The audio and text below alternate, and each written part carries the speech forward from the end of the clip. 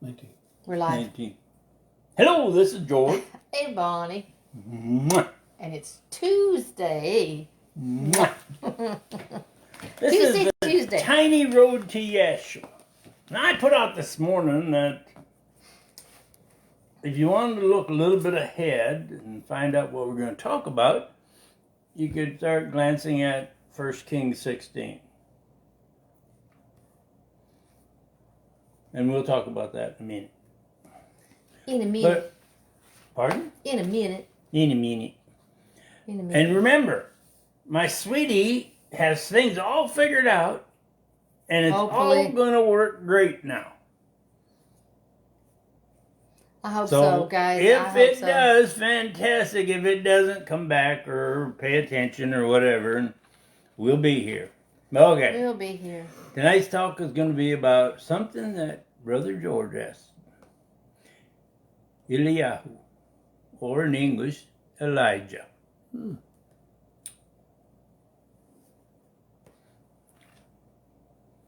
Had an interesting event happen to me this past week. Brother George, the gentleman sitting across the table, asked me about Eliyahu, or Elijah, and through a small amount of study, I actually came away with very little, except what we're brainwashed to believe by some preacher.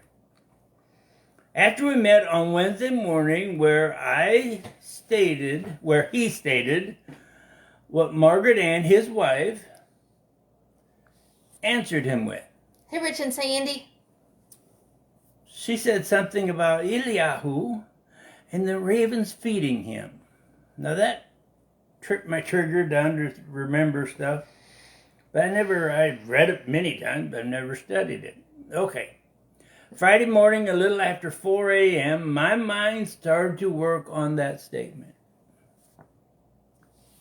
With some studying, we found out that Eliyahu, or Elijah, every time I say Eliyahu, it's Elijah. I get in the habit of reading it in the Hebrew.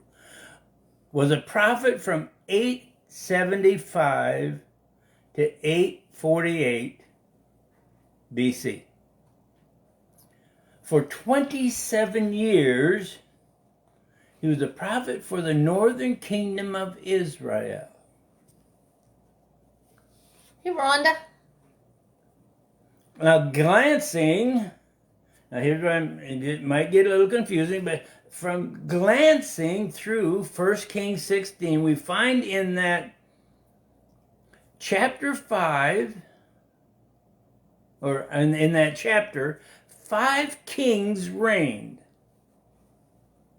Then studying a few more verses, like in chapter 15, you have in a 34-year span before Elijah, there were 6 kings for the kingdom of Israel.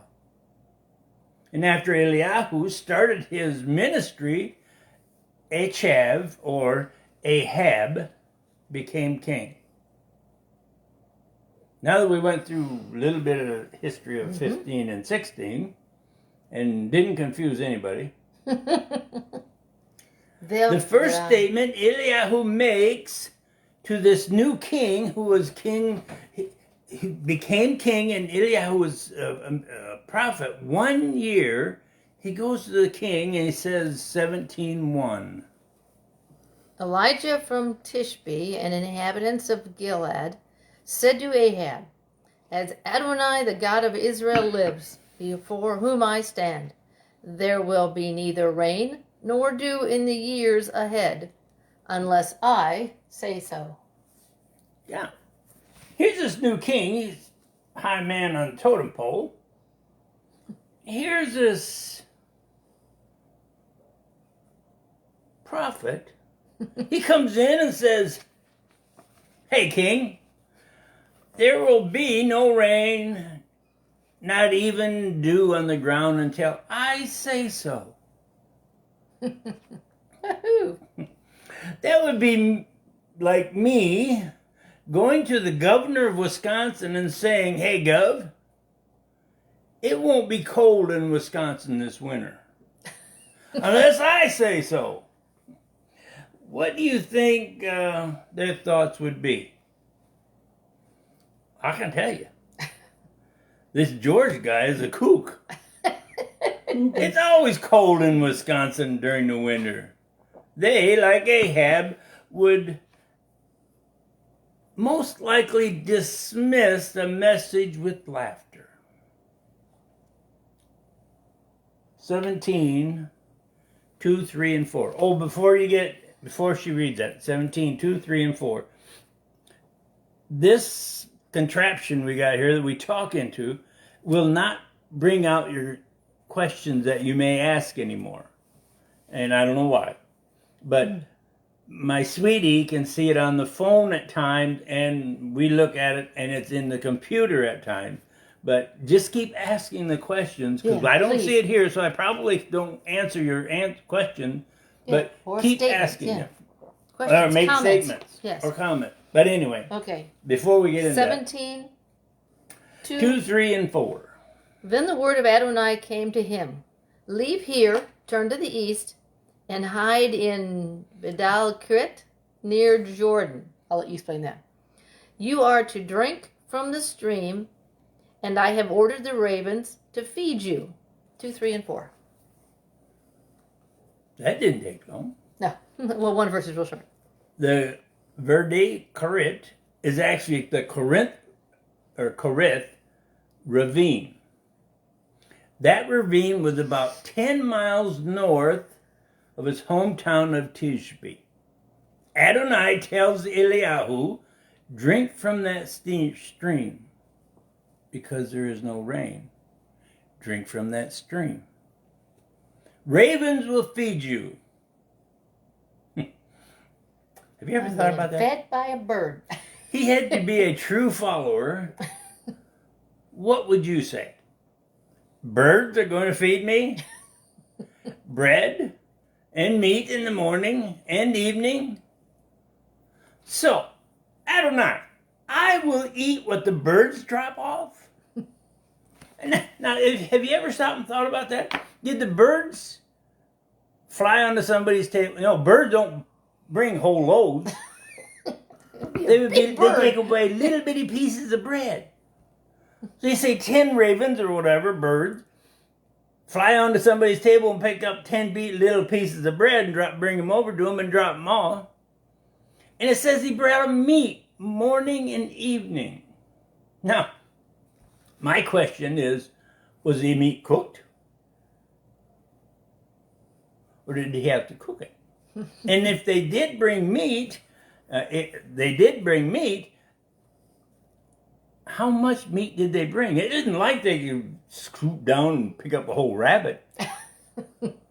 Big ravens. Most likely small pieces of meat. But he was a believer, and he believed what Adonai said. That's the important part. That's a miracle part as far as I'm concerned. He knew that Adonai was going to have birds feed him in the morning and the evening. That just came out tonight. That wasn't what I wrote down. That would rate right up there with Wisconsin being warm in winter.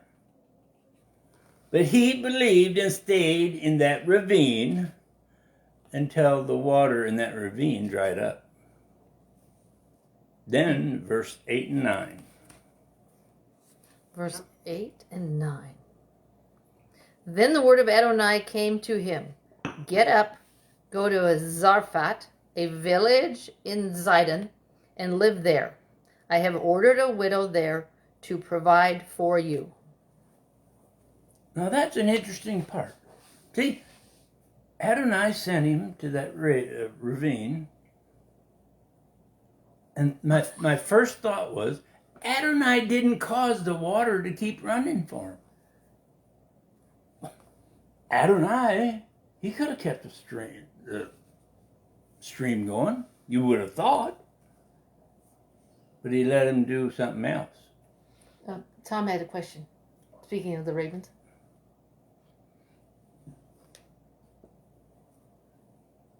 He said, were the ravens themselves the meat they provided? No. I don't think so. Okay. Anyway. No, he sent Eliyahu to an area of Zarphat, to the village of Tizdon, or Zidon. Adonai even tells Eliyahu, I have ordered a woman there to provide for you. So the woman knew a prophet was coming. She knew something about a prophet coming. Oh, hey, Dave. Okay, verses 10 and 11. So he set out and went to Tezvat. On reaching the gate of the city, he saw a widow there gathering sticks.